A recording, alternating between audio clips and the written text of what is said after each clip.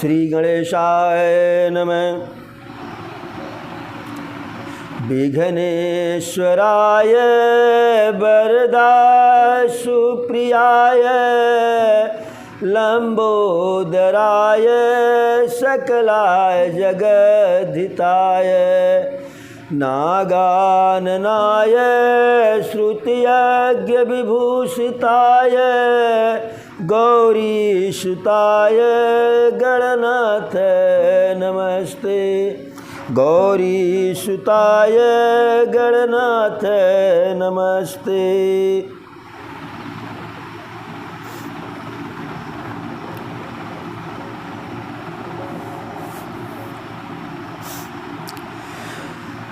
हर्षुक सनकादि सिद्धि मुनि जोगी नाम प्रसाद ब्रह्म सुख भोगी।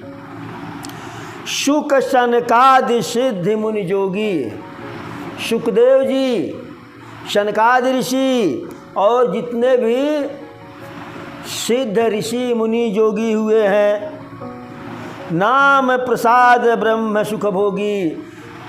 प्रभु श्री राम के नाम के ही प्रभाव से, प्रभु श्री राम के नाम के प्रसाद से ही ब्रह्मानंद का भोग करते हैं। ब्रह्मानंद अर्थात परम आनंद का भोग करते हैं, परम आनंद में निवास करते हैं। नाम जपत प्रभु कीनु प्रसादु और भगत शिरोमणि भेय प्रहलादु। श्री राम के नाम का जाप ही करने का कारण है, श्री राम के नाम का जप करने का ही फल है, जो है प्रसाद है कि भगत शिरोमणि भे प्रहलादु। प्रहलाद जी भक्तों में शिरोमणि हो गए, यानी भक्तों में सबसे ऊंचा स्थान उनको मिला। जो प्रहलाद अपने पिता के परित्राप से, पिता के भय से, पिता की यातना से मारे मारे फिर रहे थे, ऐसे प्रहलाद को हमारे राघव सरकार जो है, हमारे श्री हरि जो है श्रेष्ठ भक्त बना दिए। इतना ही नहीं, आप लोग भक्त ध्रुव की कथा सुने होंगे, उनकी स्थिति देखिए। अरे ध्रुव सगलानी जपऊ हरिनाऊ और पायऊ अचल अनुपम ठाऊ। महाराज उत्तानपाद के पुत्र ध्रुव जी, जो कि उनकी माता, उनकी सौतेली माता एक बार ध्रुव को, महाराज के गोद में ध्रुव जी बैठे थे तो क्रोध में आकर के सौतेली माता ध्रुव जी को महाराज के गोद से हटा करके जो है भगा दी। अब ऐसे में ध्रुव जी अपनी माता के पास आए, रोते हुए, बिलखते हुए। तो माता सांत्वना देना चाहिए कि जाने दो बाबू, छोड़ दीजिए। तो जो विधि का विधान होता है बड़ा विचित्र होता है। आपन ठाट कुठाट है, हरि ठाट है सो ठाट, बलि चाहत बैकुंठ को भेज दीन पाताल। तो इस प्रकार से विधि का विधान था। ध्रुव जी रोते हुए अपनी माता के पास आए हैं। माता सांत्वना दी कि चुप हो जाओ, जाने दो, छोड़ दो। तो ध्रुव जी कहे, माँ ऐसे नहीं जाने दूंगा, आप हमें बताओ वह स्थान कि जहाँ मैं जाकर के बैठूं, कि जो हमारे महाराज के गोद से भी ऊंचा हो, श्रेष्ठ हो।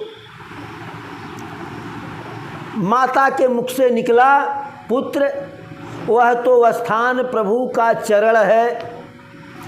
यदि श्री हरि के चरणों में बैठ जाओगे तो श्री हरि का चरण ऐसे आपके पिता के जैसे हजारों महाराजाओं के भी चरण से श्रेष्ठ के गोद से उत्तम है। बात ध्रुव के मन में बैठ गई। अब जा कर के ध्रुव जी नारायण की तपस्या करने लगे। नारायण प्रसन्न हुए, ध्रुव जी को वरदान दिए अपने भक्ति का। और आज भी ध्रुव जी के नाम से हमारे आकाश में उत्तर की दिशा में एक तारा है जो टिमटिमाया करता है, चमकता रहता है, और सारे तारे अपने स्थान को बदल देते हैं और सारा तारा अपने स्थान को छोड़ता है, लेकिन ध्रुव तारा जो है वहीं उत्तर की दिशा में वहीं का वहीं रह जाता है। तो इस प्रकार से ध्रुव जी को अचल स्थान मिला, अचल स्थान मिला। ध्रुव जी हरि का जाप सगलानि ग्लानि सहित सोच के कारण, लज्जा के कारण जप रहे थे, लेकिन अरे ध्रुव सगलानि जपऊ हरिनाऊ और पायऊ अचल अनुपम ठाऊ। ग्लानि पूर्वक विमाता के वचनों से दुखी होकर सकाम भाव से ध्रुव जी श्री हरि का जाप कर रहे थे, जप कर रहे थे, लेकिन परिणाम क्या रहा जो है कि ध्रुव लोक में उनको अटल स्थान मिला। अरे सुमिर पवन सुत पावन नामू और अपन बस करी राखे रामू। इधर बजरंग बली की कथा सुनिए।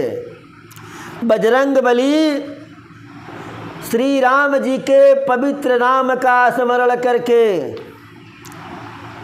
जब भी किसी भी कार्य को करना होता था हनुमान जी को, तो हनुमान जी में बल कितना था नहीं था वह बात तो दूसरी है, लेकिन कोई भी कार्य हनुमान जी अपने नाम से नहीं किए। जब भी कुछ भी करना हुआ, सांस लेनी हुई तो जय श्री राम, लंका पार करना हुआ तो जय श्री राम, लंका में जाकर के माता जानकी की अनुमति से भूख लगने पर कंदमूल फल खाना हुआ तो कंदमूल फल खाने के पहले माता जी कह भी दी थी कि प्रभु का जो है नाम लेकर के जाओ, खाओ, तात मधुर फल खाओ। लेकिन स्वभाव से हनुमान जी जैसे ही वृक्ष पर चढ़ना हुआ जय श्री राम, पहला फल तोड़ के खाना हुआ जय श्री राम।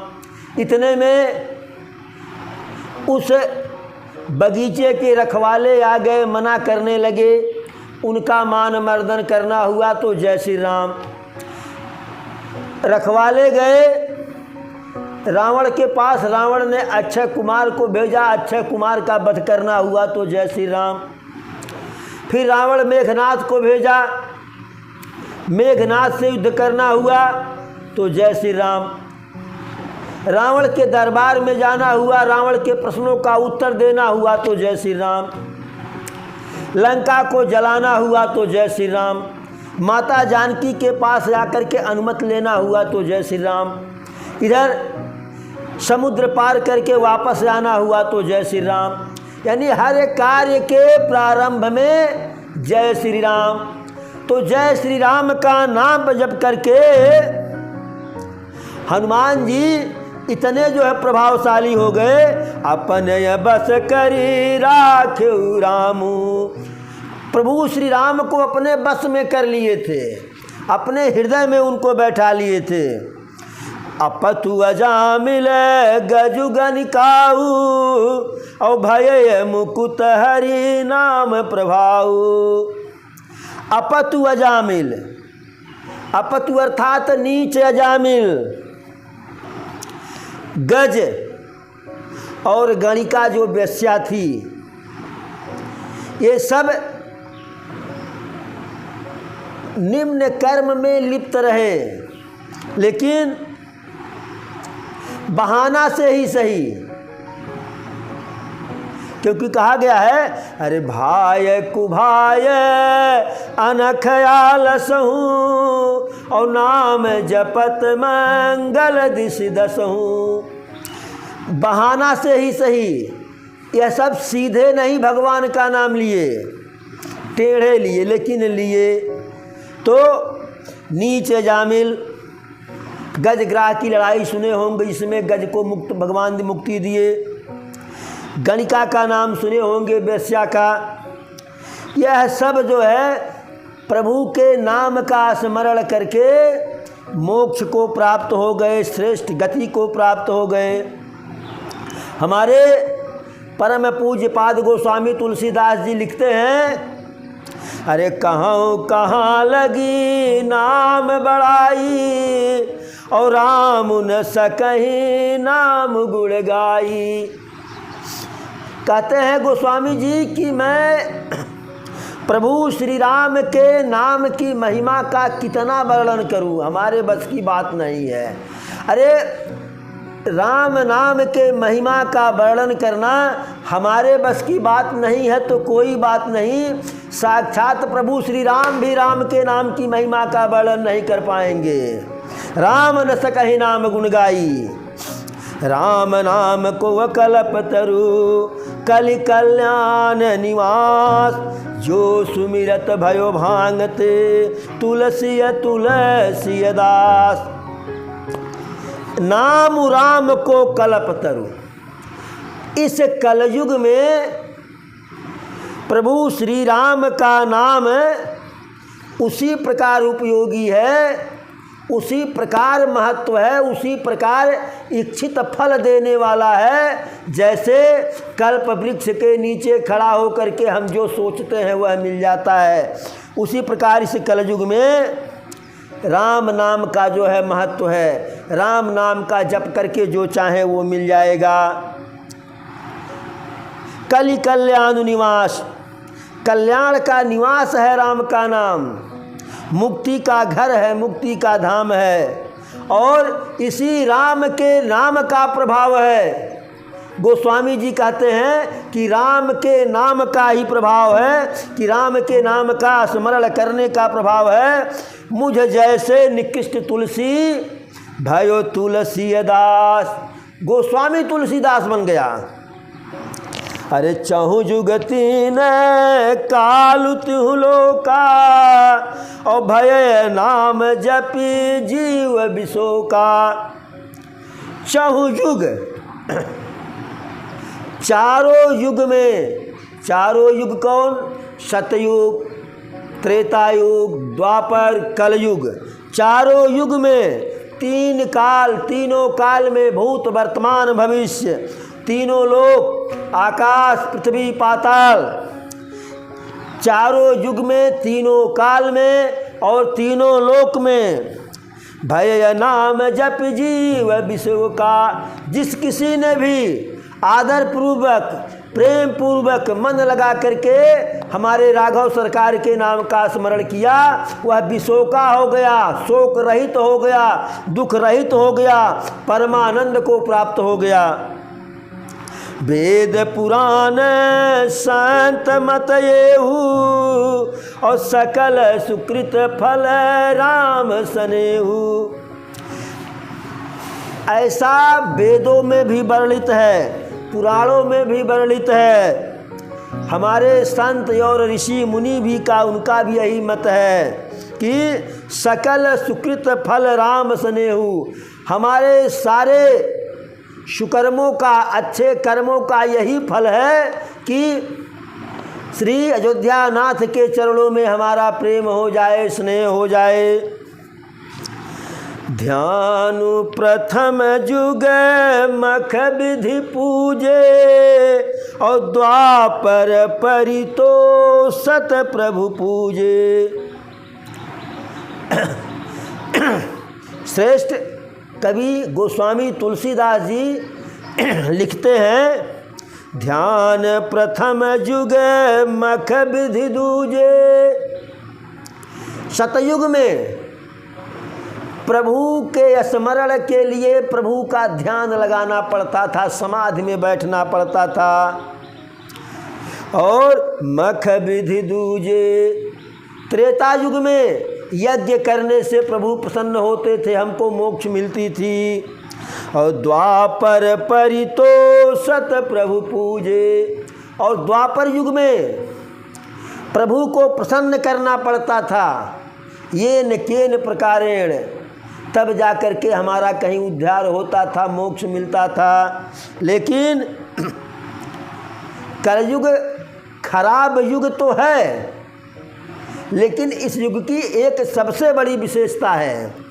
अरे कलि केवल मल मूल मलिना, और पाप पयो निधि जन मन मीना।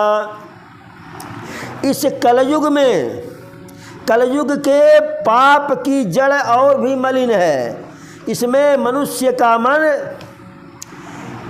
एकदम जो है पाप रूपी समुद्र का मछली बना हुआ है। राम नाम रूपी सरिता का मछली नहीं मनुष्य का मन, पाप रूपी समुद्र का मछली बना हुआ है। लेकिन नाम काम तरु काम कराला, और सुमिरत समन सकल जल जाला। ऐसे कराल कलयुग में प्रभु का नाम ही वह कल्प वृक्ष है कि नाम का स्मरण करते ही सारे शोक सारे जंजाल हमारे छू मंतर हो जाते हैं, नष्ट हो जाते हैं। अरे राम नाम कलि अभिमत दाता, हित परलोक लोक पितु माता। राम नाम कलि अभिमत दाता, राम का नाम कलयुग में मनोवांछित फल देने वाला है। राम का नाम का स्मरण इस कलयुग में आपके मन में जो इच्छा है, आपकी जो इच्छा है, उस फल को देने वाला है। हित परलोक लोक पितु माता, यही परलोक का परम हितैषी है। यही राम का नाम ही का स्मरण परलोक का हमारे लिए परलोक बनाने वाला परम हितैषी परम श्रेष्ठ साधन है। और इस लोक का जो है हमारे लिए माता पिता है। अरे नहीं कलि करम न भगत विवेकु, और राम नाम अवलंबन एकु। इस कलयुग में न तो कर्म है, न भक्ति है, न ज्ञान है, क्योंकि मनुष्य कर्म से विमुक्त है, भक्ति में मन लगाता नहीं है। और जब कर्म नहीं करेगा, भक्ति नहीं करेगा, तो मनुष्य मूढ़ ही होगा, ज्ञान उसके पास नहीं रहेगा, विवेक नहीं रहेगा। लेकिन मोक्ष मिलेगा कैसे? राम नाम अवलंबन एकु। श्री राम के नाम के स्मरण का एक सहारा है, एक आधार है। काल ने मिकली कपट निधानु, और नाम सुमिति समरथ हनुमानु। कलयुग रूपी कपटी काल नेम का नाश करने के लिए प्रभु श्री राम के नाम का स्मरण ही समर्थ हनुमान जी है। हनुमान जी बन करके राम का नाम इस कलयुग के कपटी कलयुग का जो है नाश करेगा, कलयुग के पाप का नाश करेगा। राम नाम नर केसरी, कनक कशिप कलिकाल, और जापक जन प्रहलाद जिमी, पालहि दली सुरसाल। राम नाम नर केसरी, अयोध्या नाथ के नाम का जाप जो है करने से, राम का जाप ही साक्षात नरसिंह भगवान है। और कनक कशिप कलिकाल, यह जो कलयुग है यह साक्षात कलि जो है हिरण्याकश्यप है। कलयुग साक्षात हिरण्याकश्यप है। और जापक जन प्रहलाद जिमी, और जो इस कलयुग में राम के नाम का जप करने वाले प्रभु के भक्त हैं, वह सबके सब भक्त प्रहलाद हैं। और पालहि दल ससुराल। तो यह राम का नाम, राम नाम रूपी नरसिंह इस कलयुग में हिरण्याकश्यप के अत्याचार से राम नाम का स्मरण करने वाले अपने भक्त प्रहलाद के सदृश भक्तों की रक्षा करता है राम का नाम।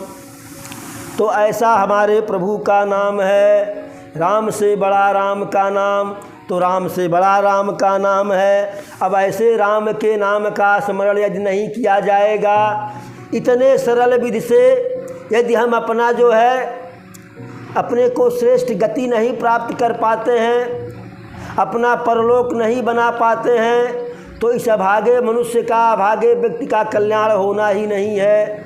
क्योंकि कल्याण का बहुत सूक्ष्म साधन है, बहुत सरल साधन है। प्रेम पूर्वक प्रभु श्री राम के नाम का जाप किया जाए, इसमें कोई भर्ती नहीं है। अरे राम कहे मन काहे भागेला, अरे राम कहे मन काहे भागेला, अरे जबकि यह में कवनो नाही भर्ती लागेला। राम कहे मन काहे भागेला, जबकि यह में कवनो नाही पूंजी लागेला।